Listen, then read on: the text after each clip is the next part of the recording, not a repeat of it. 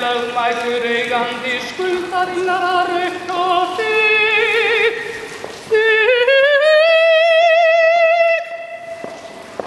er spurt.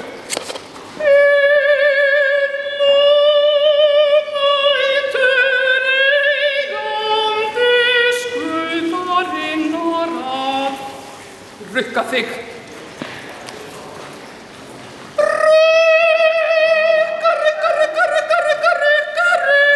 Rukka þig.